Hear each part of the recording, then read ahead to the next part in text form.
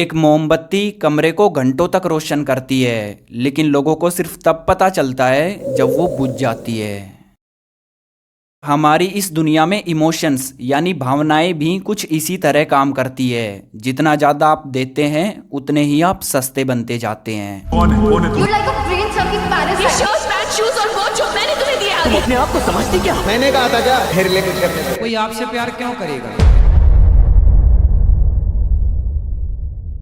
इंसानियत के शेयर बाजार में आपका स्वागत है, जहां प्यार, सहानुभूति और विश्वास जैसी चीजों को लग्जरी शेयर्स की तरह रखा जाता है और दर्द और पीड़ा को किसी बेकार शेयर की तरह फेंक दिया जाता है। क्यों? जब कोई इंसान ग्रो करता है तो वो ऑटोमेटिकली वैल्यूएबल बन जाता है, और जब कोई इंसान स्ट्रगल करता है तो वो एक बोझ बन जाता है। क्योंकि लोग आपसे प्यार नहीं करते, वो बस आप में इन्वेस्ट करते हैं, और आपके इमोशंस उनके लिए एसेट्स हैं जिनका यूज वो आपको यूज करने के लिए करते हैं। लोग आपकी कमजोरी को कंट्रोल करने के लिए यूज करते हैं, आपकी काइंडनेस को खुद की सुविधा के लिए यूज करते हैं, और आपकी साइलेंस को खुद की पावर के लिए यूज करते हैं। यही कारण है कि आप जितने ज्यादा इमोशनल उतने ही ज्यादा फायदेमंद। जरा उस दौर को याद करो जिससे आप गुजर चुके हो।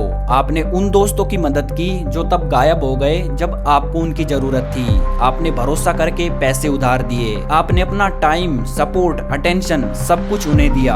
आप खुद डिप्रेस्ड रहते हुए दूसरों को मोटिवेट करते रहे, और आप हमेशा लोगों के साथ खड़े रहे। एंड बदले में क्या मिला? आपके द्वारा डायल किया गया नंबर अभी व्यस्त है। कृपया कुछ समय पश्चात प्रयास करें।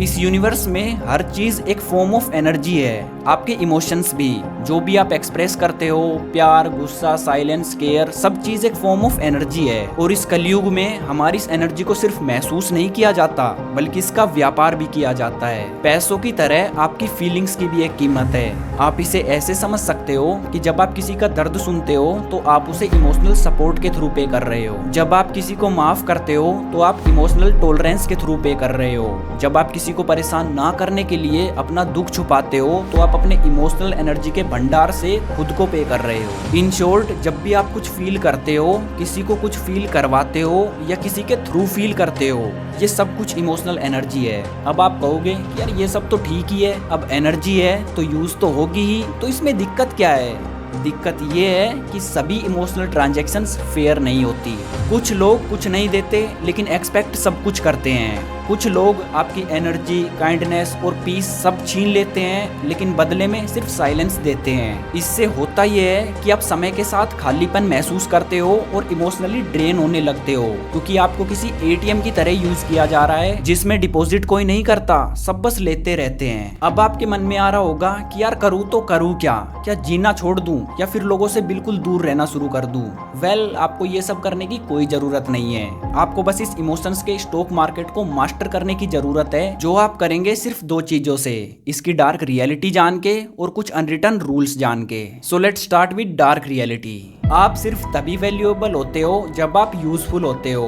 देखो, लोग आपसे प्यार नहीं करते, वो बस आपके द्वारा किए गए कामों से प्यार करते हैं। दिस इज द रीजन कि जब आप आगे बढ़ रहे हो, रेस्पॉन्सिव हो, हेल्पफुल हो, एंटरटेनिंग हो, सिर्फ तब वो आपका साथ देते हैं। जैसे ही वैल्यू बंद, साथ बंद। क्योंकि रियलिटी में किसी को भी आपकी परवाह नहीं है, उन्हें बस आपके उस वर्जन की परवाह है जो उनकी जरूरतें पूरी करता है। नेक्स्ट इज, आप जितना ज्यादा परवाह करेंगे उतना ही कम आपकी कद्र होगी। जब आप बहुत ज्यादा अवेलेबल, बहुत ज्यादा फॉरगिविंग और बहुत ज्यादा लॉयल होते हो तो लोग आपकी मौजूदगी का सम्मान करना बंद कर देते हैं, क्योंकि उनके माइंड में आप हमेशा देते रहते हो। इससे आपकी काइंडनेस एक आदत बन जाती है और आपके ऊपर एक डिस्काउंटेड लेबल बन जाती है, जिससे आपसे हमेशा साइलेंस एक्सपेक्ट की जाती है। क्योंकि हम रिलेशंस में नहीं बल्कि ट्रांजैक्शंस में जीते हैं। अगर गहराई से समझे तो आपको पता चलेगा कि ज्यादातर दोस्ती, रिलेशंस, यहाँ तक कि फैमिली टाइज भी प्यार पर नहीं बल्कि यूज पर टिके हैं। इस बात पे टिके हैं कि आप क्या दे सकते हो,